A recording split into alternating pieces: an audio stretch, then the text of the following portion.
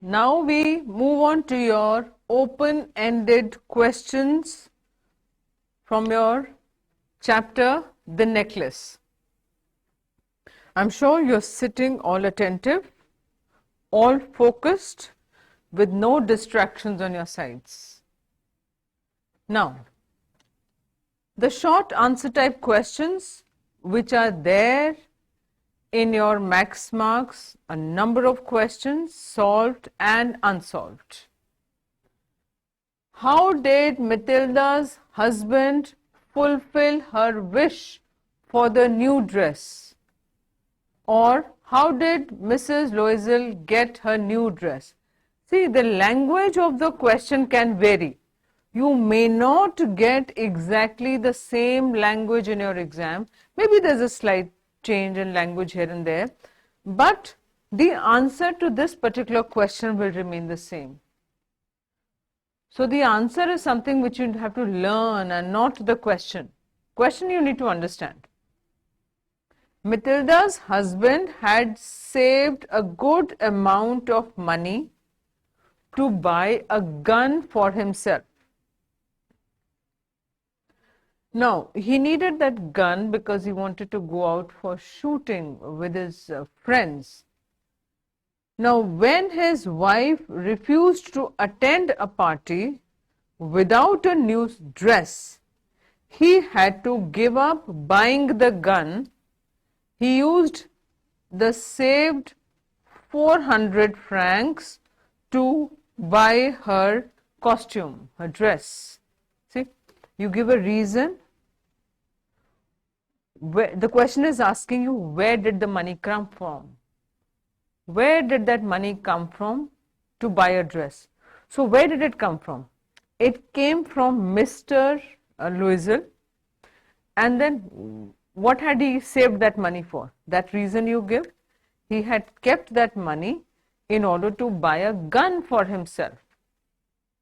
So, but when he saw that his wife was quite upset without a new dress, so he readily gave up his buying the gun and he handed over that saved 400 francs to buy her the costume. So you give the amount, you give the reason, and you give who had given it and what had that money been kept for. The money had been kept for buying a gun. How much had he saved? 400 francs. So that money he gave it to his wife in order to buy the dress. These are the key things. Your answer would be incomplete. Suppose you've forgotten to mention 400 francs. You've forgotten how much it was. And you just mentioned the word money. You will not get your full marks, you know.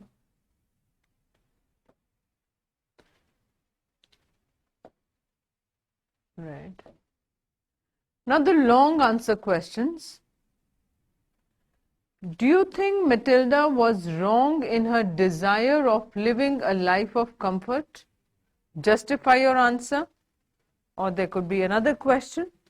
Madame Loisel's disposition invites her doom. Comment in the context of the text you have read. Now, Madame Loisel belongs to a family of clerks. Her existence is quite average. She has a very humble life. They live on meager income, very small income. Enough just to meet their basic requirements, basic needs. Enough for basic needs, but not to fulfill aspirations, not enough money to fulfill your desires of living a luxurious life. She gets married to a clerk and is so caught up with her dreams of wealth and pleasure. She is out of touch with the truths of her real life. She imagines and she dreams and she visualizes. Now, in order to keep up appearances, just to flatter her pride, she blows up 400 francs on a gorgeous dress. Somebody who lives on a meager income, just spending that huge amount of money on a dress just for attending a party. And not contented, not satisfied, she goes on and borrows a necklace from her friend. All of this is done for what? Just to impress the wealthy and the rich with her beauty and glamour. That false pride. Even if on loan, no doubt her pride is flattered and her wish of fine dining, expensive dresses and jewels satisfied, but at a great price.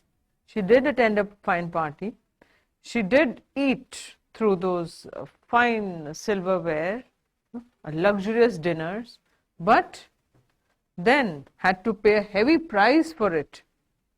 Unfortunately, the necklace has lost and the couple has to cough up their entire inheritance and borrow and also borrow it. See, entire whatever they had, the 18,000 which he had inherited, that he had to surrender. Borrow money, take loans, and the repayment of the debt eats away their next 10 years. Just one party of few hours consumed 10 years of their lives. They lived poor. All the household chores and cares of a life of poverty visit this couple. Next, we move on to is Mr. Loisel was a caring, accommodating, and helpful husband who tried to please his ambitious wife within his limited means. He didn't have enough money, but he always wanted to keep her happy. He would appreciate the food which she did not like. That made her more angry.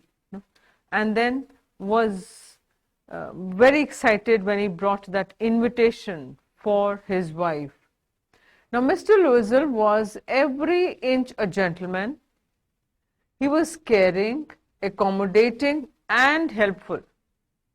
He had a better understanding of people and things than his ambitious wife. See, now we are talking about Mr. Loisel. So, whatever the question is asking you, now we need to focus more on him, his role. He knew his limitations and never tried to go beyond his means.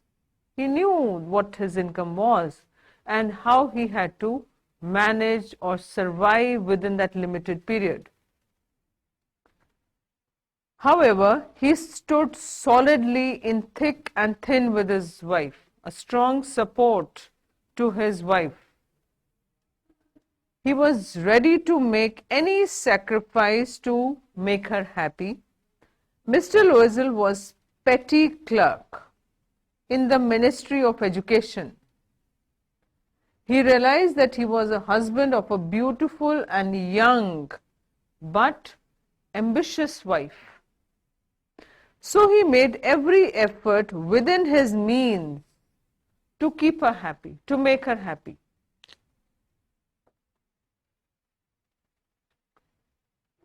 He didn't believe in showing off like Matilda.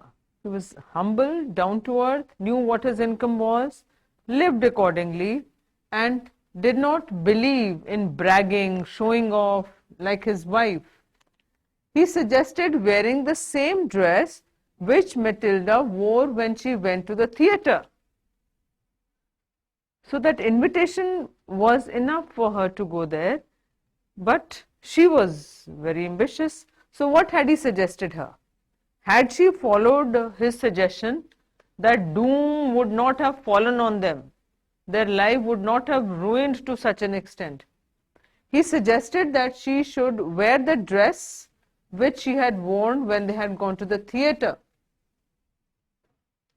And then, as far as the jewelry was concerned, the accessories were concerned, then again he suggested her the natural flowers. The natural flowers look good with your dress, but they don't make you, but the ambitious wife, Matilda, felt that it's only jewels, it's only the jewelry that makes you look expensive. However, when he failed to convince her, he was ready to make the necessary sacrifices. See, when he knew that I have to surrender to her needs. So again, he gave her those 400 francs which he had saved for buying a gun for himself. He sacrificed 400 francs that he had saved to buy a gun for hunting, to buy a suitable costume for his wife. Now, even in bad times, he stood by her side. When she had realized that they had lost the necklace, he had gone back on that track where they had walked just to check if it had fallen over there. They had also lodged a complaint with the police, and even the cab drivers, even that advertisement was also published, So all the efforts he did.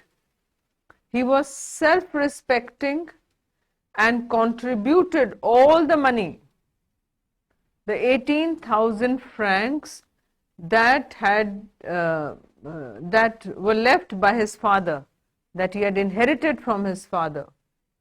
He gave up those 18,000 to buy a substitute necklace.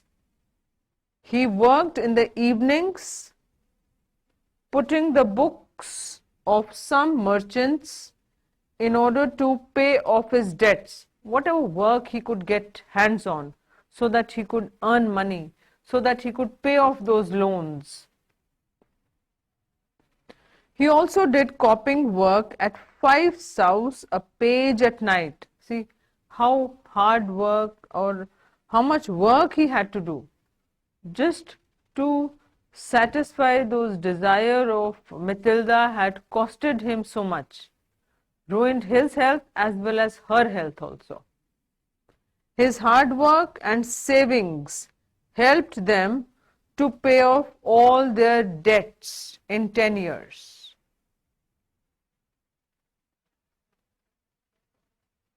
Now, these were your two major long questions from your chapter, The Necklace.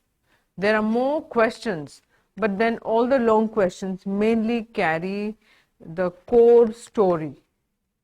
So, when your core story is there with you, framing your long answer would not be difficult. And I would again suggest that you must practice writing short questions and long questions. Children normally shirk from this work. They shirk from writing. They'll open the book, you'll read the question answers, but if somebody is telling you, all right, write it now, then something happens and the children refuse to do it. Don't do that. Practice writing. It will improve your handwriting. It will give you speed also. And then you always grasp more when you write. Right? Okay. God bless you. Take care.